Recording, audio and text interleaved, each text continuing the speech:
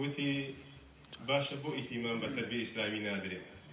ئەم پرسیار هەرێکە وڵامێکی دایەوە لە ئاخریدا من لە یەکی ناوەندی بووم بەڵێ تقریبا 30 ساڵێک پێش ئێستا دەوێت زیاتر کەمتر ئەوەندا دواییش وتی لەبەرەوەی ئیتیمان پێ نادێ بە تەربیە ئیسلامی لەبەرەوەی خستیانەتە ئاخر دەرس آخر درسیش طلبەکان هەموو ماندوو دەبوون تا نیوەڕۆ دەرسیان دەخوێن ماندوو دەبوون برسی دەبوون پاپا وەزوو دەرسەکە تەواو بێت ئەوە یادگاریم هەر لە یادماوە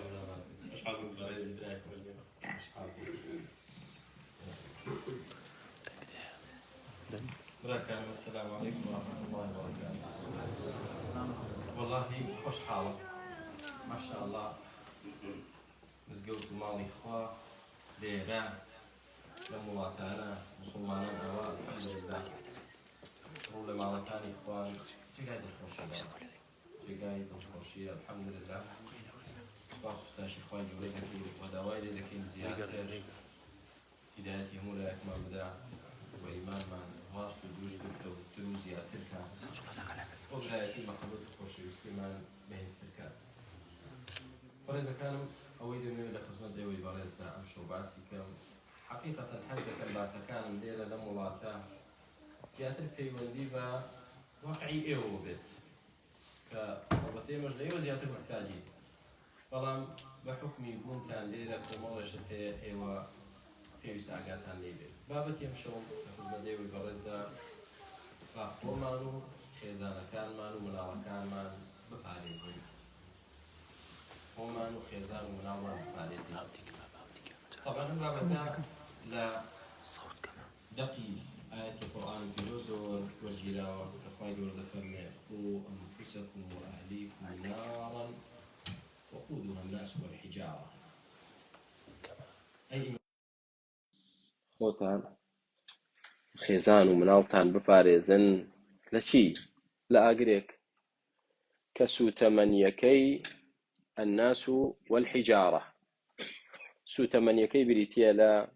خەڵک خۆیان دەبن بە سوتەمەنی خوا پەناماندا لەوەی کە من و تۆ یەکێک بین لەو سوتەمەنیانەی کە وەقودی ئاگرن کە ئاگری دۆزەخیان پێ هەڵدەگیرسێندرێ و پێیان گەرم دەکرێت. وقودها الناس والحجارة وبردیش سوتەمەنیەتی. براشیرنەکانم پەروەردگار لە هەر یەکێک لە ئێمە بەڕەحمترە لە دایک و باوکمان پێمان. والله دایکت چەندێک بەڕەحمە بۆ تۆ باوکت چەندێک بەڕەحمە لەگەڵت پەروەردگار واللهی بەڕەحمترە. ڕەحمی پەروەردگارە کە پێمان دەفەرمێت ئەی ئیمانداران خۆتان و خێزان و مناڵتان لەو ئاگرە بپارێزن. ئێمە زۆرێکمان حقیقەتەن غافڵین. اقترب للناس حسابهم. خوای گەورە دەفەرمێ حسابیان وردە وردە نزیک دەبێتەوە بەڵام ئەوان غافڵن بێ ئاگان کە پەروەردگار بەڕەحمی خۆی وریامان دەکاتەوە خۆتان بپارێزن لە ئاگرێک سوتەمەنیەکەی مرۆڤە سوتەمەنیەکەی ئێوە دەبن. خێزانتان مناڵتان بپارێزن. زۆر بەمان بێ ئاگاین و ئاگامان لێی نییە حسابی بۆ ناکەین. کامەمان کە خۆی بە باوکێکی باش دەزانێت خۆی بە دایکێکی باش دەزانێت ئەوە بە گرنگ دەزانێت مناڵەکەی بپارێزێ لە فەقیری و هەژاری، مناڵەکەی بپارێزێ لە ڕووتی و ڕەجاڵی، مناڵەکەی بپارێزێ لە ئەوەی کە لە دنیادا محتاجی خەڵک بێت. بۆیە هەر باوکێک کە خانووی بۆ خێزان و مناڵی دابین کرده بێت و هەروەها نەفەقەی ڕۆژانە و جلوبەرجیان و پێداویستیانی بۆ دابین کردبن خۆی بە باوکێکی زۆر باش دەزانێت. ڕۆڵەکانم چی ماوە من بۆتان نەکەم هەموو شتێکم بۆ کردوون فەرموو ئەوە خانووتان فەرموو ئەوە جلوبەرێک چیتان حەز لێیە دەیکڕن فەرموو ئەوە مەصرەفی ڕۆژانەتان. ئەمە خۆی بە باوکێکی باش دەزانێت بەڵام نازانێت پێداویستیەکی تر حاجەتێکی تر زۆر گەورەتر لەمانە لەسەری پێویستە بۆ مناڵ و خێزانی بیکات. زۆر لەوانە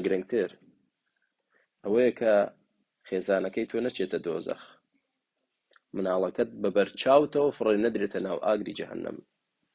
ئەوە زۆر گرنگترە برای من. دەزانیت ئەمڕۆ لە تواناتدایە بە ئیزنی خوا، لە تواناتدایە مناڵەکەشت و خێزانەکەشت بپارێزی، لە تواناتدایە لەوەی کە مستەقبل تووشی جەهەنەم بن. بەڵام کە ڕۆژی قیامەت هات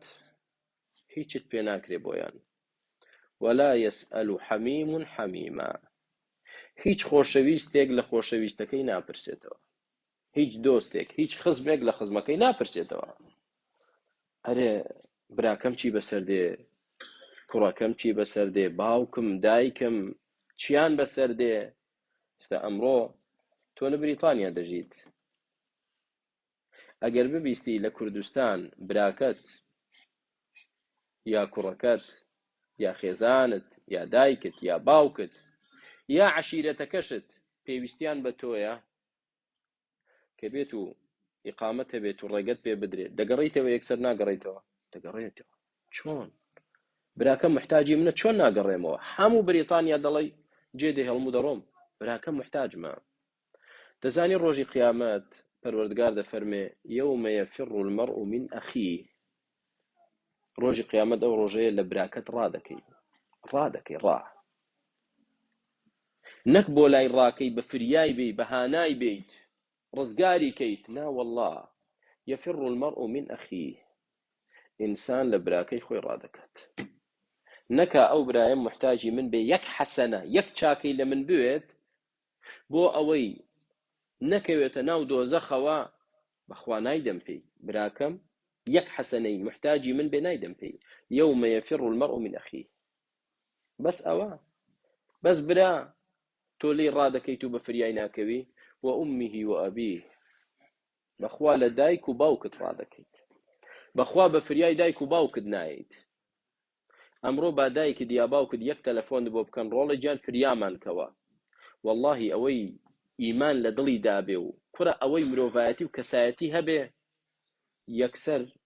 بلیت دەبڕێت و دەچێتەوە سەفەر دەکات، دایکم یا باوکم هانای بۆ من هێنا، داوای لێکردم فریای بکەوم، ئیشت کارت هەموو شتێ جێ دەهێڵیت. بەڵام لە ڕۆژی دواییدا و ئومیه و ئەبیه، واللهی لە دایک و باوکت ڕادەکەیت. نەکە ئەو دایکەی تۆ محتاجی حەسەنەیەکی تۆ بێ، یەک چاکەی تۆ، یەک نەک زۆر. باوکت کە چی نەما لە دنیادا بۆت نەکات تۆ لێ ڕادەکەی، فریای ناکەوی. هەر ئەوان نا، وەصاحبەتیه، شنەکەت هاوسەرەکەت کە خۆشت دویستووە لە ژیانێکتان لە دنیادا بە یەکەوە بەڕێ کردووە، کەچی تۆ لێ ڕادەکەیت. لە هەمویان زیاتر چێتر وە بەنیه،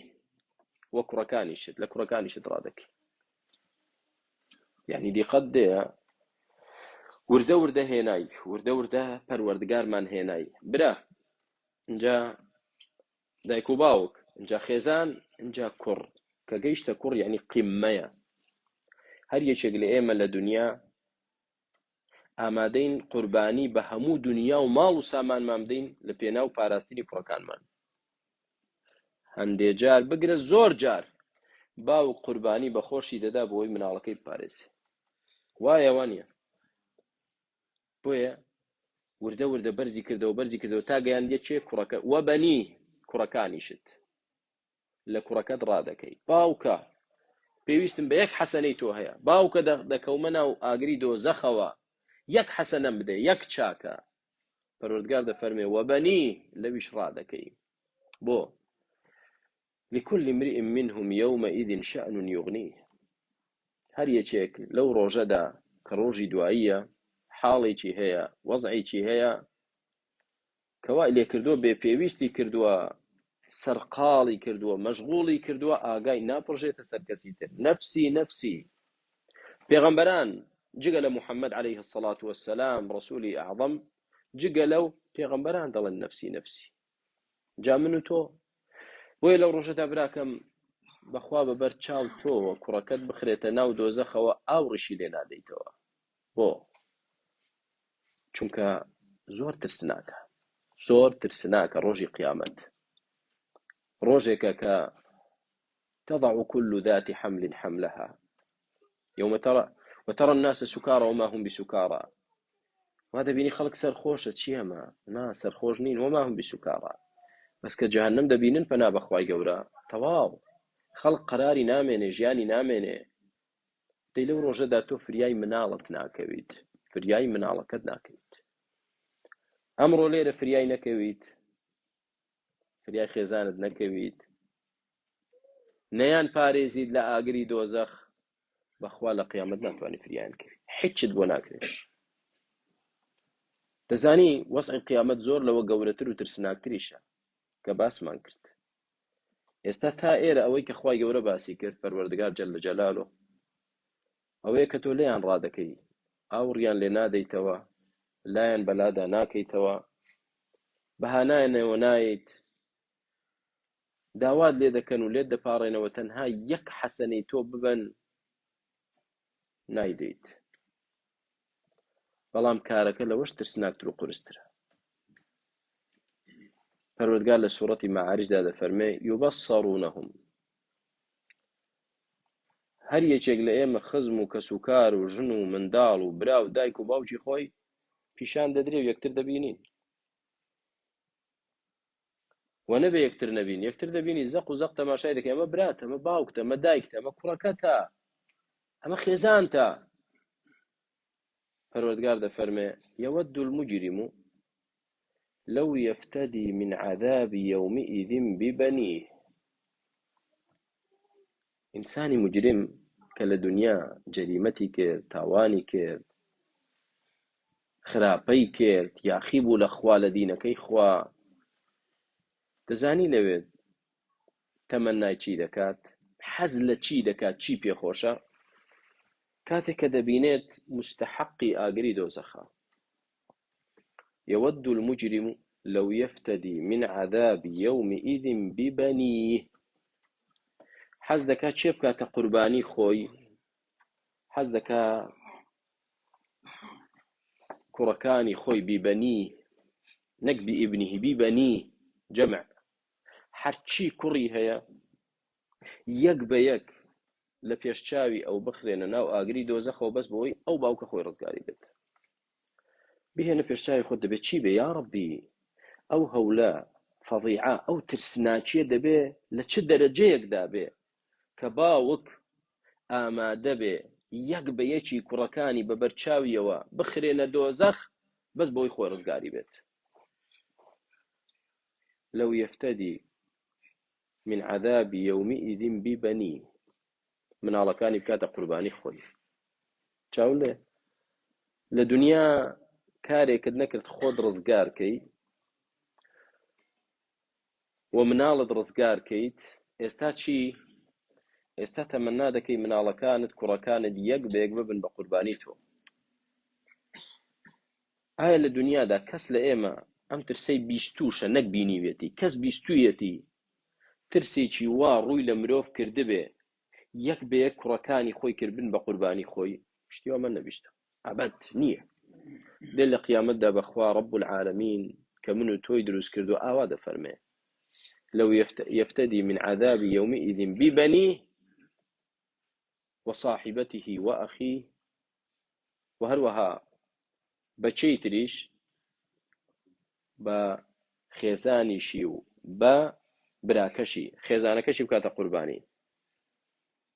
خێزانەکەت بچێتە جەهەنەمە بەس خۆت ڕزگارت بێ قبول تا قبول مەبا بڕوا ئەی براکەت کە لە دنیادا پشتی تۆ بوو چۆن کوردەواری دەفەرمێ برا لە پشت برا بێ مەگەر قەزا لە لای خوددا بێ برا لە پشت برا ئێستا ئەوەی پشتت بوو لە دنیا ئامادەی بیکەیتە قوربانی خۆت ئامادەم کوڕ بوو بە قوربانی خێزان بوو بە قوربانی تەمەنا دەکات برا بوو بە قوربانی ئێستا کار لەوە چۆ دەرەوە زیاتر ماوتە ڕزگارت نابێ وفصيلته التي تؤويه چوارەم مەرحەلە ئەو عەشیرەتەی کە دەیگرتە خۆی عەشیرەتەکەی خۆی دەڵێ ئامادەم هەرچی عەشیرەتەکەم هەیە هەمووی ببن بە قوربانی خۆم بەس ڕزگارم بێت بەوەش نا ومن في الأرض جميعا ثم ينجيه ئامادەیە هەرچی مرۆڤێک لەسەر ڕووی زەویە هەموو ببن بە قوربانی بەس ڕزگاری بێت بەس ڕزگاریشی نابێت كلا خواهي قول فرمنا خيروانية وما زانا كسب كين قرباني تو إنها لظى أو جهنم ئاگرێکە نەزاعەتە للشەوە پێستی سەر و پێستی دەست و قاچ هەر هەمووی دەسووتێنێ و دای دەڕنێت چۆن ئەگەر مریشکێک یا حیوانێک سوورکەیتەوە لەسەر ئاگرێکی بەتین داینی وردە وردە هەڵدەقرچێ و پێستەکەی نامێنێ ئەو ئاگری جەهەنەمە خوای گەورە دەفەرمێ لەظە نەزاعەتە للشەوە هەر بە نزیکبوونەوە لەی پێستی سەر و دەست و قاچت هیچی نامێنێت هەمووی هەڵدەقرچێ و دەسووتێ تەدعو لەظە ئاگری جەهەنەم بانگ دەکا بانگ چێ بانگ دەکا دەڵێ وەرە وەرە وەرە ڕامەکە من ئەدبەرە وەتەوەلا ئەوەی کە لە دنیادا پشتی کرد لە خوا لە دینەکەی خوا وەتەوەلا ڕووی سوڕاند و ئاوڕی نەدایەوە بۆ خوا و بۆ دینەکەی بۆ تاعەت و عیبادەتەکەی بۆ مزگەوت و ماڵەکەی جەهەنەم بانگی دەکا وەرە وەرە وەرە بۆ کوێ ڕادەکەی ئەین المەفەر بۆ کوێ ڕادەکەی ڕاکردن نییە کەس دەتوانێت لە خوا ڕاکە مرۆڤ دەتوانێت لە مرۆڤ ڕاکە براکانم بەس ناتوانی لە خوا ڕاکەیت تدعو ئەو جەهەنەمە بانگت دەکا چێ بانگ دەکا من ئەدبەرە وەتەوەلا ئەوەی کە پشتی کردەوە مؤذن بانگ دەدا حەی عەلە الصەلا وەرن بۆ نوێژ ئەو پشت دەکا کاکە خۆ لەگەڵ منی نییە من ئیشم هەیە کارم هەیە حەی عەلە الصەلای چی تدعو من ئەدبەر ئەوەی پشت دەکات لە تاعەتی خوا وەتەوەلا ڕووی دەسوڕێنێ و هەر ڕوشی بەلادا ناکاتەوە جەهەنەم بانگی دەکا وەرە وەرە تۆم مەبەستە وەرە تۆش وەرە تۆش وەرە تۆش ئەی باشە بۆ پشتی کردەوە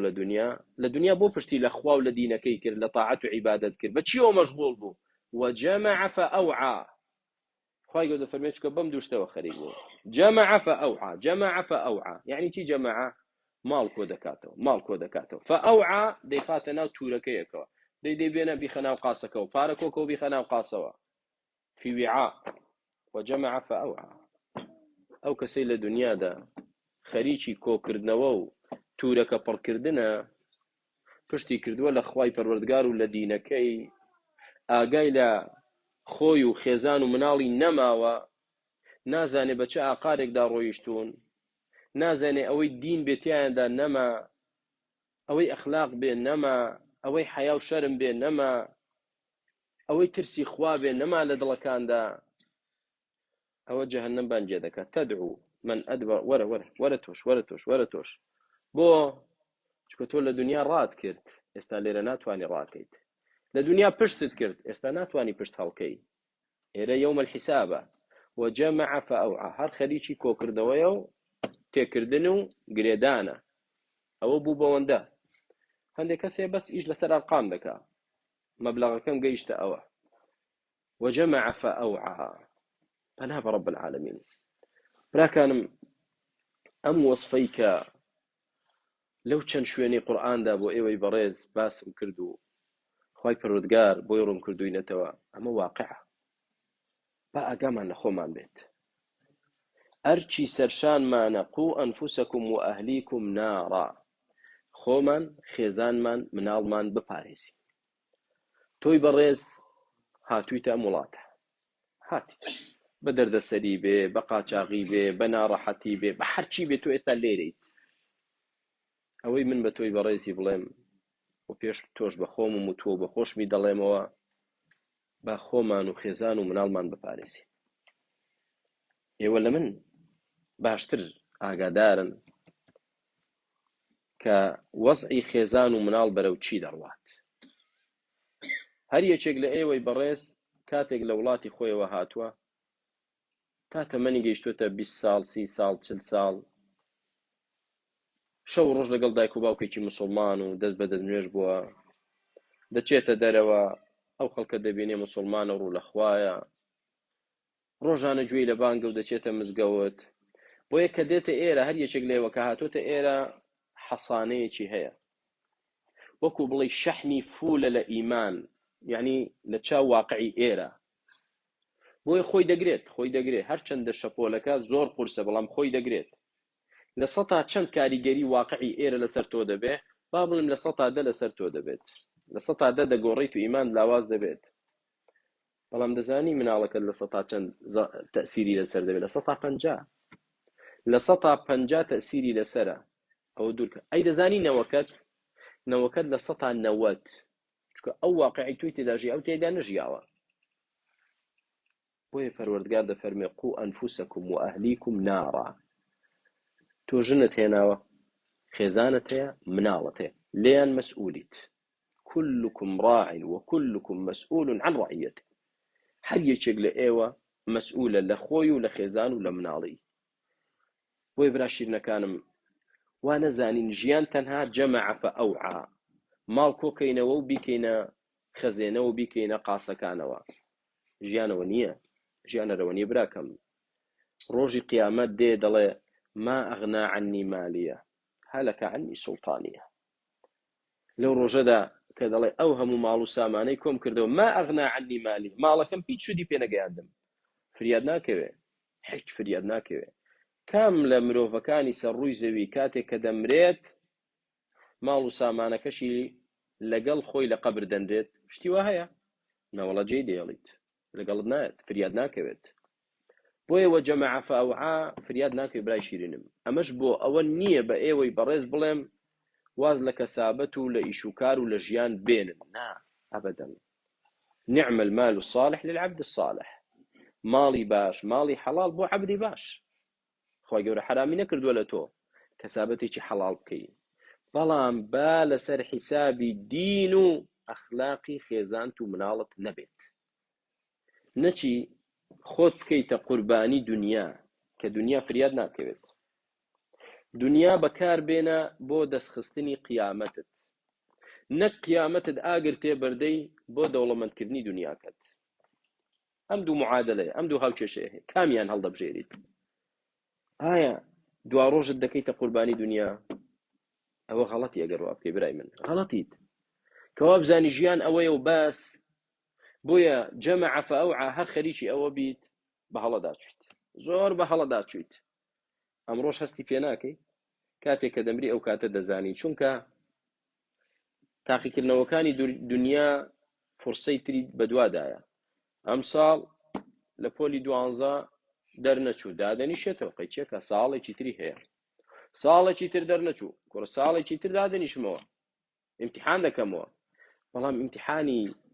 حەیات و مەوت یەک جارە ئیمتیحانی دنیا یەک جارە دووبارە بوونەوەی نییە ئیکمالیشی نییە یەک جار دەمریت چیت هێنا لەو ئیمتیحانی دنیا ئەوەیە ئەنجا دوای لە کاتی سەرە مەرگدا وە لە ناو قەبردا وە کاتی زیندوو بوونەوە وە لە ناو دۆزەخ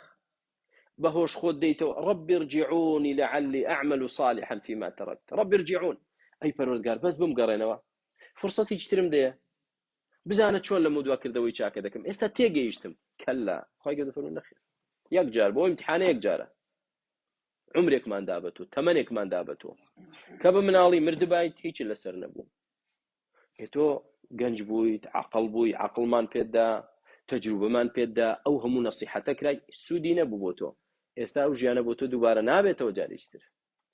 بۆی براکانم وەکوتم ئێوەی بەڕێز لێرن تاوە دەکەم لە خوای پەروەردگار چی خێر و خۆشی و بەختەوەری دنیا و قیامەتە بیکاتە نسیبتان وە چیش ناخۆشی و شەڕ و زەرەرە لە دنیا و لە قیامەت لەسەرتان لابدا لەبیرتان نەچێ ژیان جەمع فەئەوعانیە و بەس ژیان ئیمتیحانێکی گەورەیە هەر کەسێک سەرکەوتوو بێت تیایدا هەم دنیاشی خۆش دەبێ هەم قیامەتیش إن الأبرار لفي نعيم هەر کەسێ بدۆڕێ سوێن بەخوا دنیای لێ دەبێ بە دۆزەخ پێش قیامەت دنیای لێ دەبێ بە دۆزەخ پێش ئەوەی کە بگاتە دۆزەخی ڕاستەقینە خوای گەورە هیدایەتی هەموو لایەکمان بدا بۆ خاتینەوە جوانەکانی یارمەتی دەرمان بێ خۆمان و خێزان و مناڵمان بەو شێوازە بژین کە خوا دەیەوێت بەو شێوازە بژین کە بەختەوەری و سەربەرزی دنیا دوا ڕۆژمانی تێدایە پەروەردگار بمان پارێزی لە شەڕی نەفسمان و لە شەڕی شەیطان و لە شەڕی دەوروبەر خوای پەروەردگار ئەخیرمان خێرکەی و شیفای نەخۆشەکانمان بدەی یا ئەکرەمە الئەکرەمین حاجەتە خێرەکانمان جێبەجێکەیت قەرزەکانمان بدەیتەوە کاروبارەکانمان ئاسان کەیت ئاوات و ئومێدە چاک و بەسوودەکانمان بۆ بهێنیتە جێ یا رب العالمین ئەوەی کە خۆت پێ خۆشە هیدایەتمان دەی ئەوە بکەین ئەوەی کە خۆت پێت ناخۆشە خوای پەروەردگار دوورمان خەیتەوە لەی یا رب العالمین بە مسلمانی بمانژێنی و بە مسلمانیش بمان مرێنی و لەسەر ئیسلامیش زیندومان کەیتەوە ئامین الحمد لله والصلاة والسلام على رسول الله خوای گەورە زاخیرتان داتەوە براکانم هەر یەکەتان لە شوێنێک هاتوونە زیێتان کێشە بارك الله فيكم وخوای گەورە جەزای خێری ئیدارەی مزگەوتەکە و مامۆستایانی مزگەوت بداتەوە خوای پەروەردگار بەختەوەرتان کا لە دنیا و لە دوا ڕۆژ والسلام عليكم ورحمة الله وبركاته. السلام ورحمة الله وبركاته. خوای گەورە پاداشە خێری مامۆستا باتەوە جا هەر بەلایەک هەر پرسیارێکی هەیە وەرە خۆڵمان داناوە توانێت پرسیارەکەی بێنێتە مامۆستا هەر کەسێک پرسیارێکی ئێمە لە خزمەتێک بەڵام یەک شتی مزگەوت لە خزمەتی مامۆستا هەرم برای خۆ یاخوابی سەلامی مامۆستاگیان وڵی ئەوەی ڕاستی بێ زۆر تاوانە برایانە پرسیارەکانەکە زۆر بەرکورتی دەڕاستیات ئەم برایانی کە لێرەن تەسەوور ناکەن بە قەناعەتی من هەمووی لە ساڵی 2000 ئێمە هاتوونەتە ئێرە ئەو دە ساڵی یەکەم بڵێن دە ساڵ یەکەم 2000 تا 2010 زۆربەی کورد خەریکی دروستکردنی خۆمان بووین خۆمان دروستکەین و مناڵ و خێزان بێنین ئێرە بەڵام ئیتر لە 2010 بۆ 2020 لە ماوەی ئەم دە ساڵە خەڵکی بەریتانیا کوردی ئێرە کەوتەوەی کە مزگەوت دروستکە مزگەوت بکڕێ کە مەدرسە دروستکە بەسەر الحەمدلله لە ماوەی ئەو دە ساڵە لە خوای گەورە بەزیابێ لەوانەیە سیاد لە 40 مزگەوت هەبێ أي ما شاء الله يا ربي لك الحمد الحمدلله جيد الخوشية الحمدلله مدرسة هي استعمل لهم مزگەوتە بڵێن لەم شارۆچکەیەما دوو مزگەوتی کوردی هەیە الحمدلله بیناکەشی خۆمانە هەتووکەن جزاتان داتەوە برا خوای گەورە پاداشتان تۆ نمونەتان زیاد کات مدرسەشمان هەیە نزیکەی 60 تەلەبێکمان هەیە چەند مامۆستایەکی بەڕێز خوای گەورە بەرەکەت خاتە ژیانی هەموو لایەکتان و مامۆستا تەڵەبەکانیش یا ربی جێگای دڵخۆشیە بەڕاست مزگەوتەکەشمان دەڕاستی الحەمدلله یەکەم جار کڕیمان باش بوو بەس ئێستا الحەمدلله ژمارەمان زیاد دەکات مزگەوتەکەشمان ئەمانی قاتی سەرەوەی بۆ چاکەین و بۆ ئەم ڕەمەزانە چاکەر حکومەتی برایانە والله باقیەکەی بۆ من لێگەڕ بارك الله فيكم دەزانن خێرترین شتێک ئینسان کە بیکا بریتە لە چی پێغەمبەر عەلەیهی سەڵات وسەلام دەفەرمێ من بنا لله بيتا هەر کەسێک دروست بکە ماڵێک لە ماڵەکانی خوا ئەگەر وەکو هێلانەی باڵندەیەکیش بێت بنى الله له بيتا في الجنة خوای پەروەردگار ماڵێکی بۆ دروست دەکا بۆ بنیاد دەنێ لە بەهەشتدا ئەگەر ئەم حەدیثە تۆزێشی کەمەوە کامتان خەڵکی گوندێک لادەیەکن لە کوردستان مثلا تۆ کاکە باش ئەگەر خانوویەکتان هەبێت لەو گوندەی خۆت خانووەکە گڵ بێت و سەرەکەشی دار بێت و زۆریش تەسک و بچووک بێت چەندێک دەکات شتێکی کەم وایە ئەگەر پێت بڵێن ئەو خانووەمان بدێرێ ئێستا لە مانچستەر ئێوە سەر بوێنەوەنیە لە شاری مانچستەر بینایەکی گەورە دەدرێتێ تاپۆ و مڵک بۆ خۆت گەورە و فراوان و خۆش دەیکەیت هەموو عاقڵە دەیکا نایکا پێغەمبەر عەلەیهی سەڵات وسەلام دەفەرمێ هەر کەسێک ماڵێک دروست بکە لە ماڵەکانی خوا بۆ عیبادەتی خوا ئەگەر بە ئەندازەی هێلانەی باڵندەیەک بێت خوای گەورە قەسرێکی بۆ لە بەهەشت دروست دەکات نەک لە مانچستەر بیری لێ بکەو برای من بۆیە لەوەیە هەر یەکێک لە ئێمە بە تەنها نەتوانین ئەوە بکەین ماڵێک دروستکەین مزگەوتێک دروستکەین بەڵام هەمومان بە یەکەوە دەتوانین بە ئیزنی خوا بیکەین ئینشاءالله بۆی ئەم تەڕحەی ئێستا کە کرا ئەم پێشنیاری ئێستا کە کرا مادەم ئەم مزگەوتە ماڵی خوایە پێویستی بەوەی قاتی سێم بکرێ قاتی دووەم نییە سێم دەکا سێم بکرێ ناوخوا لێبێن ئینشاءالله براکانم حمل لێرەوە داوا دەکەم هەموو لایەکمان بە پشتیوانی خوای پەروەردگار یارمەتی دەربین هاوکار بین ئینشاءالله بۆ دروستکردنی ئەو قاتی سێمە ئینشاءالله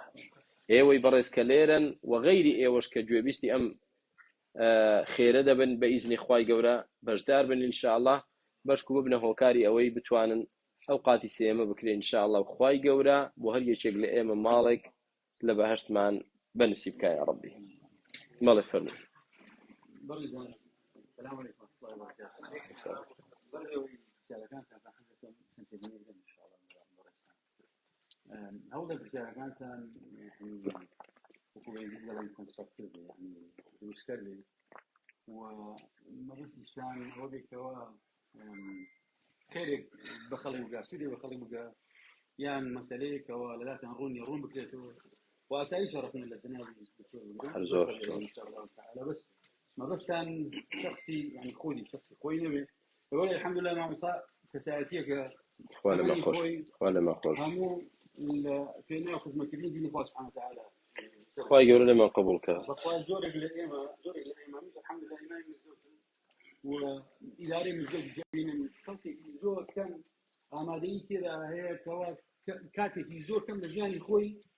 كإيش وكارما ومن دالة هالشيء ترخام كابو خديو بخدمتي بزوجك زور كم تسهل كبتو أنا أو فرجوا عندي شخصية كان زور جاروام اللي كان تناكون مع مصالح الحمد لله كسياكيك قوي خصوص الريجي كيش والدعوات صالة هاي صالة هم حتما بدي هيك شيء ودو أبيت ما يوتوا خلقاني كرخيان لي هبيت وقليان لكم اللي اشتهبي أيش الحمد لله خوش سبحانه وتعالى بصيريك كذا بحكمته وبدانعي بوتشوري خوي كومالك شتو كومالك هالويس بكات بو أول كوا بقال برزامي خوش سبحانه وتعالى كهاتوش أبو أمولاته بقوا هربوا ما بسهاتو يعني إيه مفهومه هو من جور من بقوا بو جور بيحر جور من بو مصلحته برجواني دنيا هاتو لابو يعني ساب بحاول إن شاء الله في سيارة كانت احتياج كوا بالسكرب إن شاء الله نقرأ خينا بيه بويا في سيارة كوا لو أراس كذا نبي إن شاء الله نعم فيني هو بريشتي شو أنا فاضي سبحانه وتعالى ما نبي شيء بالكسودي هذا بو هم ولا بريشتي ما مصاد يدخل ترى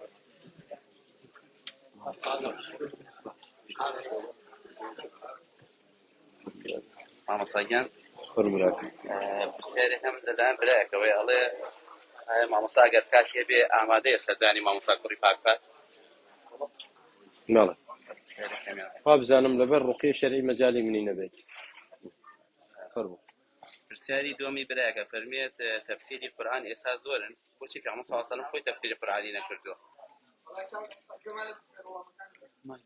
باش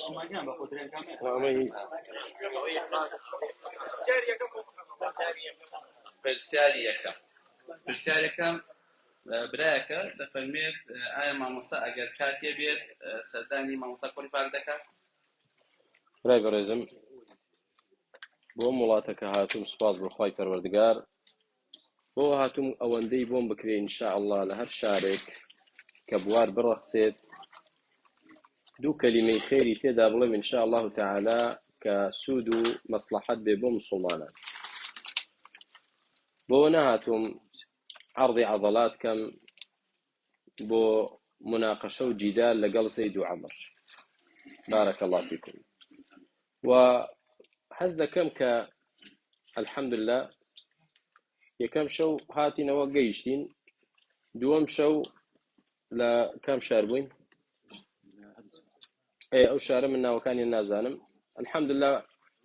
محاضەرەیەکە بووە ئەم شۆ لێرەیە سبەی لە شاری ترە ئەو چەند ڕەشە و ڕۆژەی کە لێرەم دەمەوێت بە دەعوە ئودعو إلى سبيل ربك بالحكمة والموعظة بإذن خوا بەسەری ببەن بەڵام هەوڵی ئەوە دەدرێت کە ئەو ڕێبازە دەعەویە نەهێڵڕێ مەشغوڵ بکرێن بە قیل و قالەوە کە ئەو قیل و قالە بەلای من فلسێک ناهێنێ ئینشاءالله بۆیە تا پێم بکرێ ئینشاءالله لە هەر مزگەوتێک کەلیمەیەکی خێرم پێ بوترێ بێڵێم ئەوەم بەلاوە گرنگترە بارەک الله فیکم برسالة كتاب فرميت تفسيري قرآن زور هيا بوشي في عمل صلى الله عليه وسلم خوي تفسير قرآني نكردو مالا پێغەمبەری خوا عەلەیهی سڵام تەفسیری قورآنی کردو براکەم چونکە بە نەسی قورآن خوای گەورە دەفەرمێ وأنزلنا إليك الذكر لتبين للناس ما نزل إليهم أي محمد عليه الصلاة والسلام ئێمە قورآنمان بۆ تۆ دابەزاند بۆ ئەوەی بۆ خەڵکی ڕوونکەیتەوە بۆیان ڕوونکەیتەوە ئەوەی کە بۆیان هاتووە ئەوەی کە بۆیان دابەزیوە کەواتە ئەم قورآنە چییە بۆ ئێمە ڕوون کردوتەوە پێغەمبەر عەلەیهی الصلاة والسلام فرمودەکانی هەر هەمووی تەفسیرە بۆ قورآن ئەمما بڵێ کۆی کردبێتەوە لە کتابێکدا و ناوی بنێت تەفسیری پێغەمبەر بۆ قورئان عەلەیهی سڵاو وسەلام خۆ لەو کاتەدا کتاب هەر نەبووە جگە لە قورئان و ئەحادیثەکانی پێغەمبەری خوا سڵاو وسەلام کە زۆرێکی نووسراوەتەوە کە هەر هەموویانی تەفسیرە. مەڵێ برا بارك الله فيك. براك دەفەرمی ئایا هەموو حەدیثێک کە ئەمر بکات واجبە ویانە ئەو نەهیانەش حرامن یان نا حەدیثەکان مەبەستی. أصل ويك الأمر للوجوب والنهي للتحريم قرآن بي يا حديث هردو شي وحية وهر فرمانك خوا كردبيتي بإيمة يا پیغمبر صلى الله عليه وسلم كردبيتي بو واجبة إلا مقر بلغيك هبه لواجبيتي داي بزيني بو استحباب يا إباحة وهر شي لي قدغ كردبين لأصل دابو حرامة إلا كبلغي يشترها به الصرفي كذا حرام وبو كراهات مال مامۆستاگیان ئەم پیاوەشە فەرمێت بۆ تاوانینەوە لە دوای نەوە هەڵگرین بەخوای گەورە لە قورئانە دەفەرمێ ولا تەزیر وازرة وزر ئوخرى. بەڵێ بۆچی دەبێت تاوانی مناڵەکان ئێمە هەڵیگرین؟ بۆیە تاوانی مناڵ هەڵی دەگریت چونکە مناڵە و لە بەردەستی تۆیە پەروەردەی دایک و باوک تاوەکو ئەو مناڵە باڵغیش دەبێ کاریگەری لەسەر مناڵ هەیە نیەتی هەیەتی کەواتە تۆیت ئەو مناڵت بەو ئاقارە دابێت جا چ بەوەی کە تربیەتێکی سەقەت و خراپت کردبێ چ بەوەی کە ئیهمال بووبی لە پەروەردەکردنێکی باش بووی کەواتە تۆ سەبەبی ئەو مناڵت کە خراپ دەبێت کە کەم تەرخەمی لە تۆدا هەبوو بێ ئەوەش هەر کەسبی خۆتە ئەوە خەلەل لە خۆتدا هەیە بۆیە تاوانبار دەبی. مەڵ مامۆستاگیان برای دەفەرمێ ئایا دوعای پێغەمبەران لە ڕۆژی قیامەتە دەڵێن اللهم سلم سلم یان بۆ قورئان نازانم ئەو دوو کەلیمەیەکی منیش بەبێەوە ناتوانم. نفسی ئەوەی کە شەفاعی عوضما دەکا هیچ کام لە پێغەمبەران نییە عەلەیهیم السەڵات وسەلام تەنها پێغەمبەری ئێمە نەبێ سەڵات و سەلامی خوای لەسەر بێ یعنی هەر یەکێکیان بە خۆیەوە خەریکە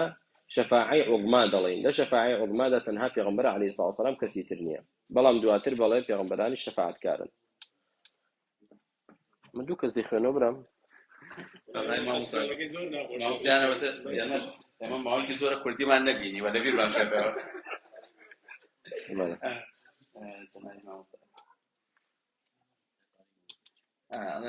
جەنابی مامۆستا ئەگەر زەحمەت نەبێ ئەگەر معلوماتێکمان باتێ سەبارەت بە مۆرگێژ مەبەستی پارە کە لە بانک بێنی بۆ خانوکڕین و ئەوانە ئەمە بەس مبتەدەیە خەبەرەکەی نەهاتووە بۆم تەواوکە پارەت لە بانقێنا بۆ خانوکڕین چی تر بەس ئەوە نووسرا مامۆستا نا خۆمتان دەزانن ئەوەی کە ترسناکە نایڵێ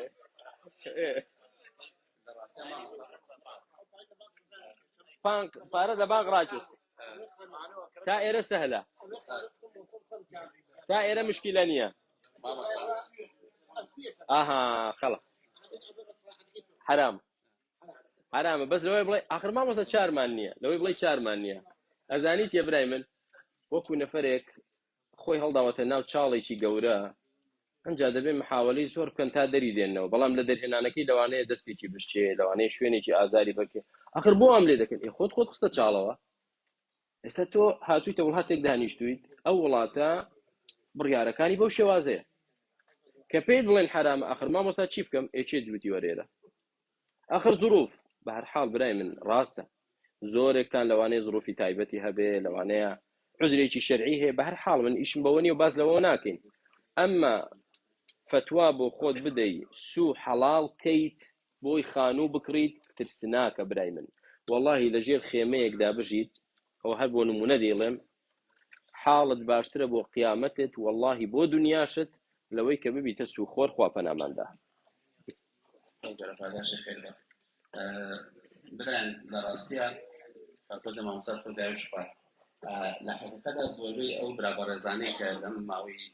چەند ساڵی ڕابردووە چەند پیاوێک مامۆستا کەشی پێێنێنان لە کوردستانەوە ئێمە هەوڵماندا و بێنە خزمەتی هەموویان و ئەوە بە جەنابتان ئاشناکەین گرنگ ئەوەیە ئێمە لە یەک نزیک بینەوە ئیتر بیر باوەڕەکان چۆنن هەر کەسێک چۆن فکرەکاتەوە ئازادە بەڵام ئێمە یەک نزیینەوە بکەن لە یەک تێ بگەین تەنها لە شاشەی تەلەڤیزیۆنەکان و لە سۆسیال میدیاوە کفایەت نییە کە بە ڕاستەخۆی دەخزمەتی ئەم پیاوە یان ئەم پیاوە دەخزمەتی ئێمە لە یەک پێگەین جا بەڕاستی هەوڵ بدەین ئەم نزیکبوونەوەی زیاتر بێ برایەتەکەمان زیاتر دروستشێنەوە ئەساسە بۆ ئێمە هیچ غەرەزێکی شەخسی و بەرژەوەندێکی هیچمانە لەم مەسەلە تەنها ئەوە نەبێ ئێمە وەکو کورد تازەین لە وڵاتەوە وتم 20 ساڵە لێرەن یعنی هەوڵ بدەین لەماوەی ئەم 20 ساڵای شەڵا مەرحەلەی باشمان بڕیوە مەرحەلەی باشتریش ببڕین الحەمدوللا وەکو دەبینی زۆربەی ئەم کۆڕەی مامۆستا ئەگەر بۆیاخیتیان نەبێ زۆربەی سەرڕەشە یعنی هێشتا هەر گەنجین الحەمدوللا ئەمە بەڕاستی جێ ئومێدێکی زۆرە جا مامۆستا گیان ئەم برایشە فەرمی ئایا گۆشتی دەستی مەسیحی دەخورێت شێشەنە وطعام الذين أوتوا الكتاب حل لكم خواد فرمي خوارني أواني أهلي كتاب لجولك ولا قاور حلال بوتان بلام كسري بري إيه خو مسلمان يشتري نبري حلال نية كواتا موضوعك أهلي كتاب نية مسلمانك سري نبري دلين حلال نية لبر أونية كأهلي كتابة سر بري حلال أتو بسم الله اللي بكو بيخو حديثه وبيغمر صلى الله عليه وسلم براي خوم او براي فرمي بسم الله لينا كان همان برسيار لبيغمبري خواكر عليه الصلاه والسلام فرمي قومك انت ازم مسلمان بون احكامي سربرين نازانن حيوان سر دبرن بسم الله لينا كان بيغمبري خوا صلى الله عليه وسلم فرمي ايه بسم الله اللي كانوا بيخون اذا بس براو دكم برادي فرمو مامۆستاییان با ئەم پێش پرسیارەکە ئەم دیارنەبێت چ بۆ جەنابەت بڵێم فەرموو کاکێ هەنێ مامۆستای بەڕێز سەوان زۆر جارەی سا لەوانەیە بەناو جەنابی شۆم قسە کرای و نەیشوم بێت ئەڵە بەڵام مامۆستا عەبدولەتیف ڕای بوو زۆر دەوترێ زۆر شت دەوترێ وایە ئێستا ئەم پرسیارەکە هاتووە هەر شتێکە لەو بابەتە ئەڵێن منە ناوی مامۆستاکە نابم مامۆستا فڵانکە سوێدی خانوو ئەگەر بۆ خۆت تایە بژین ئاساییە بڕۆی لە بەنک بیهێنی مادەم بۆ خۆتە خۆ توجارەتی نییە يعني زنا اگر خود بكي دروسته بس بو هيك يشتري بي حرامه او هيك فرقين يا بلاد كالربا كسول الزنا خراتره توش بوا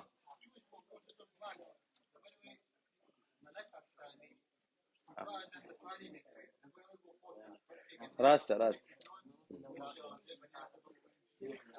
برا شيرنا كم بخوا برام حلال رونا وحرام يجرونا ويق بيجي ايه ودزاني حرامه يق بيكتان بس هتا انا دقريت بشكو ايه فتوى جديدة كيف بوي حلالك لان هم تان دزاني حرامه وانيا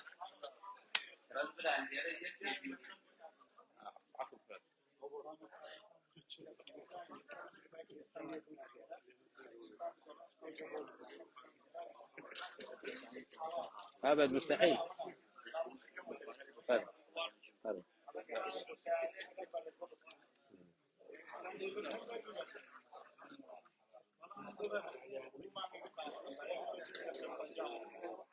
آخر يودوك كسن بس أو حلال بس إذا بانقل بين دابد أو كارن عبد حلال بلا جاب فرمو بس براينا يكتبيني بو سقي مع مصاب بعد وإلى سر مع مصاب نكبر بالنسبة حيوان سربرين وما يعني جوش حلال لمولاده دو جور جوش سربرين هي ديلا جوري كان بچقو سربريت راسته خو بلام جوري كيتر هي بدابتي مع عملكان فريانا كون روجانه بون من زياد ل 100,000 مريش سربرين جا اما بسيستمي كهرباء ارواد يكم جا بس اگر سر ببريت حلاله اگر سر ببردري حلاله بچقو ب جهاز بمهم سر ببردريت حلاله اگر سر نبردري حلال ني برا بارك الله فيك سياره هذا تو كوميديا في سياره فرمو الله جنابي كاك دكتور بو كرداني كتازه هادون آیا سرطان دست با کوکردنەوەی پارە بکەن یاخود هاوسەرگیری بکەن والله ئەوەی گەنج بێ بە هاوسەرگیری بکە ئەوەی بە ساڵیشدا چوو با پارە کۆکاتەوە بە حەڵاڵ بەڵام بە حەڵاڵ چکە ئینسان طبیعەتی ئینسان وایە پێغەمبەر صلی الله علیه و سەلەم دەفەرمێ ئینسان بە ساڵدا دەچێ بەڵام دوو شت تیایدا گەنج دەبێتەوە پیغمبر علیه الصلاة والسلام دەفەرمێ مرۆڤ بە ساڵدا دەچێ بەڵام دوو خەسڵەت تیایدا گەنج دەبنەوە چێ دەزانێت چییە پارە لەگەڵ چی؟ پارە لەگەڵ چی؟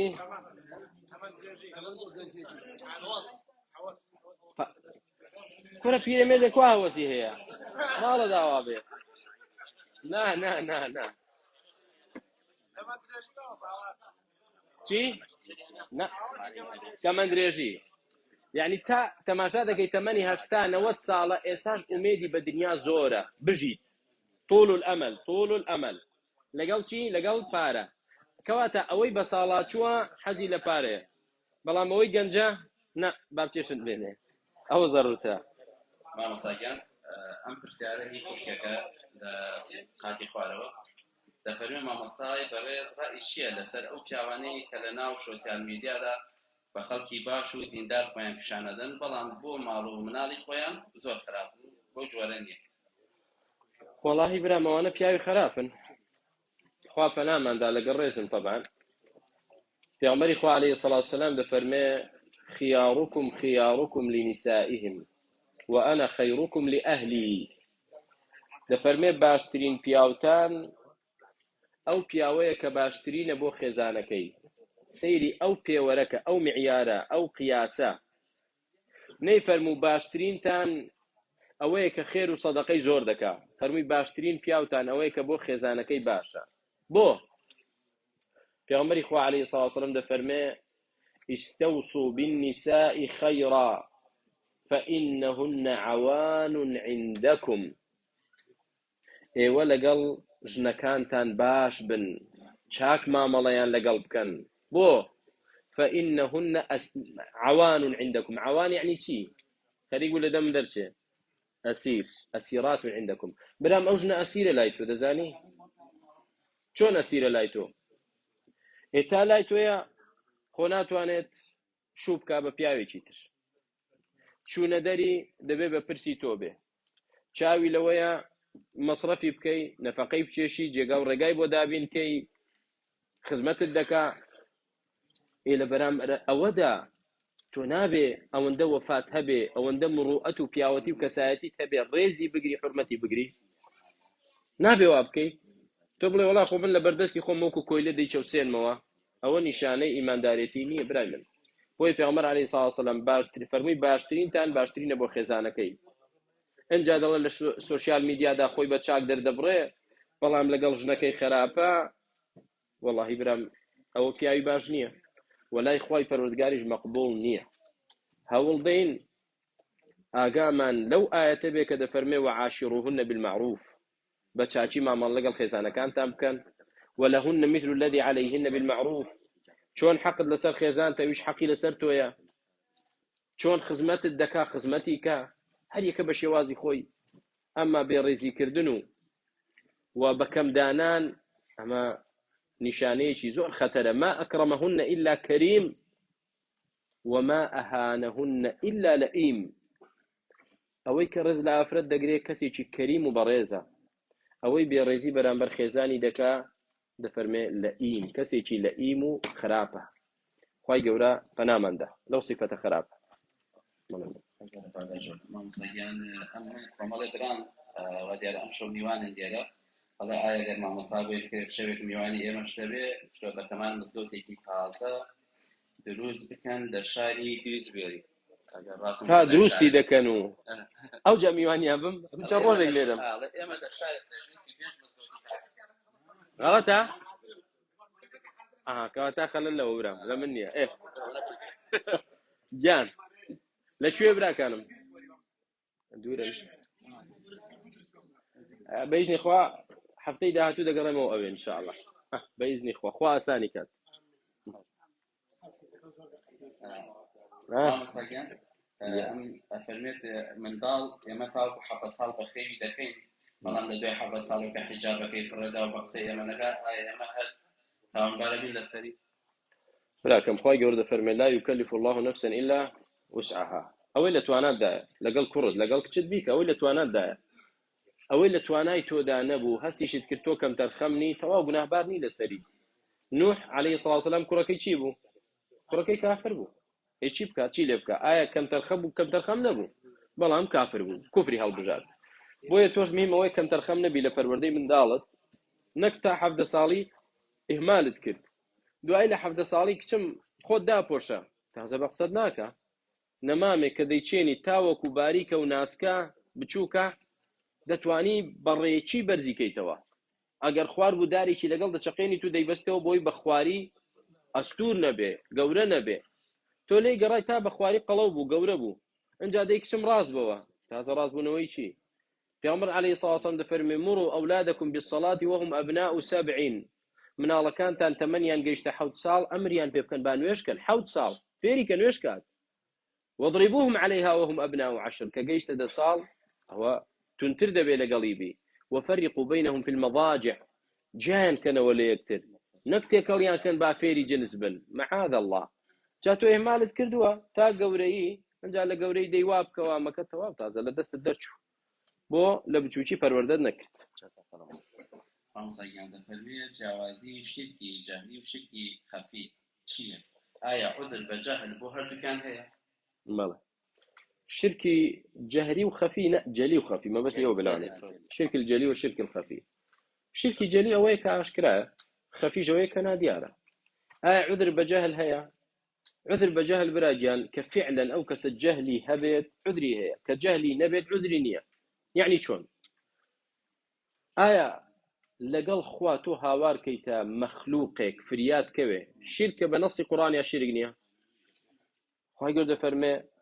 ومن يدعو مع الله إلها آخر لا برهان له به فإنما حسابه عند ربه إنه لا يفلح الكافرون. هويك لقل خواهانا دبابو يشي يشتر دا ولا يشي يشتر دكا اشتا زۆرێک مالەوانەیە دایکی باوکی ناڕەحەتێکی بۆ دێ یا رسول الله هاوار ئێمە شیرکە ئەمە شەریک بۆ خوادانانە نابێت تۆ لەگەڵ خواهانا بۆ کەسی تر بەری پشت بەخوا ببەستە وتوکل على الحي الذي لا يموت دەبێت پشت بە چێ ببەستی داوا لە چێ بکەی ئەو خوا زیندوەی کە نامرێ الله جل جلاله تۆ پشت بە مردوویەک دەبەستی خۆی مردووە ئەوە شەریک بۆ خوادانانە بەڵام زۆرێک لە باوک و باپیرانمان جەهلیان هەبووە کە شتە شیرکەیە جەهلیان نەبووە جەهلی هەبووە کاک بۆیە قەزیەکە جەلی و خەفی نسبیە لای تۆ شیرکەکە ئاشکرایە کە فێری بووی خوێندوتە لای یەکێشتر وا دەزانێەوە دینداریە کەواتە تەکفیرکردنی خەڵک ئەوە شیرکی جەلی ئەوە شیرکی خەفی بە مطلقی ئەوە غەڵەتە برای من و دەرەنجامی خراپیشی دەبێت مامۆستایان پرسیارێکی کەچکە لەبەرەوەی خەڵکێکی گەنجێکی زۆر ئێستا هاتووەڵێ ئایا زەواج لەگەڵ ئافرەتی مەسیحیان چۆنە؟ خواردنیان دروستە زەواجیان دروستە بەڵام نیعمەتە بەڵام وریاب بەڵام چی براکەم بۆ حەڵاڵی حەڵاڵ ئەو گومانی تێدا نیە وەکە لەگەڵیشت بمێنێتەوە بە درێژایی تەمەنی موسڵمانیش نەبێ هەر بە جوولەکەی هەر بە نەسڕانی بمێنێتەوە هەر دروستە بۆ لا إكراه في الدين وزور نابێت تۆ بیکەیتە مسلمان هیچکە ئیسلامەتی عەقیدەیە بیر و باوەڕە خۆی تێنەگەیشتەوە قەناعەتی نەبێت دەبێ نوێشکەی لەبەر من نوێشکەی نوێشی چی بکەم نوێژی چی پێ دەگەیتەوە بۆی برام بۆ دروستی دروستە ئەوەش بەڵگەیە بوەستە جارە فەڵ ماوە جارێ با بزانین بەڵام پێغەمبەر عەلەیهی سەڵات وسەلام دەفەرمێ المرء على دين خليله فلينظر أحدكم من يخالل هر یک إنسان لسر ديني رفيقكيت رفيق لسر دينكي جابزانا يعني الرفيق تأثير لدينك شد دكا نقل خو روشت أخلاق لدينك شد بو إذا فرمي بزانة تو رفاقتي كي دكي مش دلم بزانة تو هاو سرجيري لقل كي دكي بياو تأثير سرجني هي بله أيجن تأثير سر بياوكي هي يعنيتي والله هيتي تو كسن بيك ودجين شون بو إبراكم زور جار تو الله من راوي دكم بدأت تسم تو راوكا جاو رياضة دەست بەش مامۆستاڵە بەسەراتێکی خۆشی لەسەروی جەناوی بە ئەتۆتە کارراوتی بۆ خەندەوی نیژباڵی جارێکیان فڕێت ئافرەتێکی ئەجنەبی نییە ئەیباتۆ بۆ وڵاتەکەی خۆیان ڕەمەزانە بێت ئەتە بە کچەکە ئەڵێ بێ ڕۆژوو بگەی کچەکەش ئەڵێ ناگرم مەلایەکی مامۆستایەک بێشێک کە شارەزاوی هێن کە نەسیحەتی کچەکە بکات کە ئاچێ سەری کچەکە زۆر جوانە بێت کوڕەکە ئەڵێ ئەگەر نەیگیری ڕەمەزان وازی لێنە مامۆستاکەش یەکەم دەڵێ بابە یا ڕەمەزان نەگیرێتەوە بەس ئەمە بڕوا کەس ناهێنێ دوای الله يكبر رحمة الله مامۆستایان ئەخیر پرسیار برایەکمان لێرە خی گەورە خایسا مناڵی پێ نەبەخشیوە دوعای جەماعی بۆ بکەین و خی گەورە بۆ خاتری ناوە جوانەکانی سیفاتە بەرزەکانی مناڵی ساڵحی پێ ببەخشێ بەویش و بە هەموو ئەوانەی کە چاوەڕێی مناڵن وەخوای گەورە ئافرەتی باش و ساڵحە و چاکیش بە هەموو ئەوانە ببەخشێکە بە دوای هاوسەرگیریەوە و ماڵ و سامانێکی حەڵاڵ و مبارەکیش بەوانە ببەخشێ کە بە دوای ماڵ و سامانەوەن و لە پێش هەمووشیانەوە ئیمان و ئیسلام و ئەخلاق و ڕەوشتێکی جوان و پتەویش بە هەموومان ببەخشێ بۆ خاتری ناوجوانەکانی سەرکەوتوو بن براکانم خۆشحاڵ بوون بەخوا ببینینتان بە دانیشتن لەگەڵتان داوا لەو پەروەردگارە دەکەم نیەتمان خاڵص کات لە پێناوی ئەو بوو بێت ئەو مەجلیسەمان پڕ لە بەرەکەت و ڕەحمەت بوو بێت لێمان قبول کە ئەخیرمان خێرکا بەختەوەری دنیا و قیامەتمان بکە سبحانك اللهم وبحمدك أشهد أن لا إله إلا أنت أستغفرك وأتوب إليك والسلام عليكم ورحمة الله وبركاته.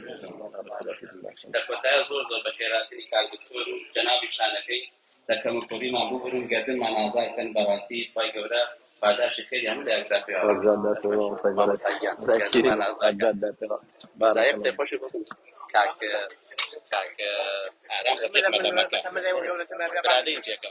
ئەو دوش نییە ماشەڵڵا ئەی کاکە تۆ چاوشینێ بۆ من 2000 منیان بۆیە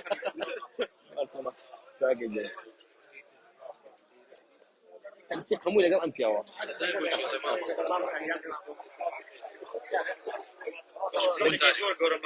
لقال ما متى يوسف ريشي بخنوتا جدول قال لا أوا